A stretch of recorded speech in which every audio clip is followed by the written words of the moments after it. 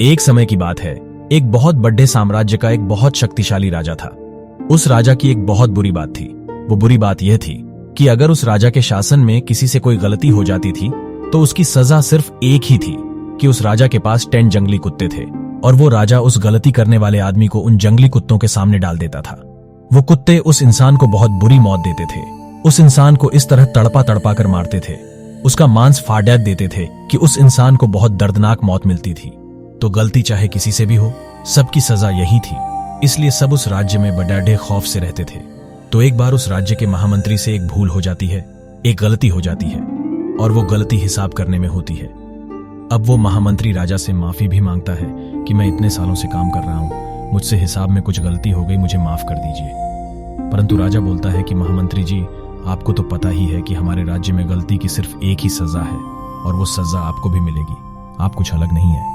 अगर मैंने आपको छोटे डिश दिया तो प्रजा में बेढा गलत संदेश जाएगा, इसलिए मैं आपको नहीं छोड़ डाल सकता। अब महामंत्री को जब पता लगता है कि उससे भी वही सजा मिलने वाली है कि उसे भी 10 जंगली कुत्तों के सामने डाल दिया जाएगा, तो वो राजा से बोलता है कि मेरी एक आखिरी इच्छा है। तब राजा उसे अपनी आखिरी इच्छा बताने को बोलता है। तो वो महामंत्री राजा को बोलता है कि आप मुझे सजा बेशक यही दीजिएगा कि मुझे उन कुत्तों के सामने डाल देना, लेकिन आप मुझे 15 दिन की मोहलत दे दीजिए। मुझे 15 दिन के बाद सजा दे दीजिए।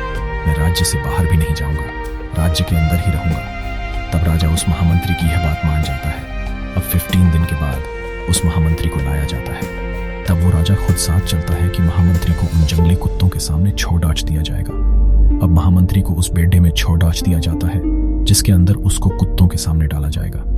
राजा ऊपर से देख रहा होता है कि वो कुत्ते महामंत्री को काट नहीं रहे, महामंत्री के ऊपर कुत्ते भौंक नहीं रहे, बल्कि उसे चाट रहे हैं, उसे प्यार कर रहे हैं। तो राजा को कुछ समझ नहीं आ रहा होता कि ये जंगली कुत्ते किसी के साथ भी ऐसा नहीं करते, परंतु ये महामंत्री से इतना लगाव क्यों कर रहे हैं। राजा हैरान हो जाता है।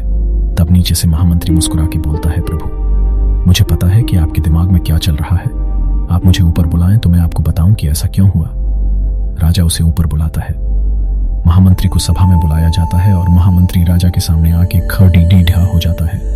तब वो महामंत्री बताता है कि जो आपने मुझे 15 दिन की मोहलत दी थी, उन 15 दिनों में मैंने इन कुत्तों की बहुत सेवा करी, इनके साथ एक रिश्ता बनाया, इनको नहलाया, इनको खाना खिलाया, इनके साथ मैं रहा, इनके साथ खेलते कूदते हुए हमारी दोस्ती हो गई। इसलिए अब ये कुत्ते मुझे नुकसान नहीं पहुंचाएंगे, ये अब मुझसे प्रेम करते हैं। राजा कहता है, लेकिन मेरे वचन का क्या होगा। तब महामंत्री बोलता है कि आपका वचन था कि आप इन कुत्तों से सामने डालेंगे और आपने मुझे कुत्तों के सामने डाला भी है, उन्होंने कुछ किया नहीं, वो अलग बात है।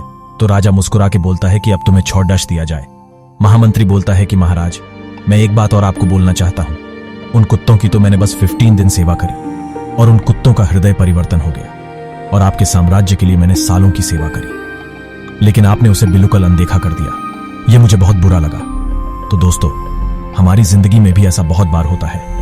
हम लोगों के लिए जिंदगी भर बहुत कुछ करते हैं, पर जब कद्र करने का वक्त आता है तो लोग कद्र नहीं करते और किसी के लिए कुछ ही दिन आप कर दो तो उसके लिए आप भगवान रूप बन जाते हो।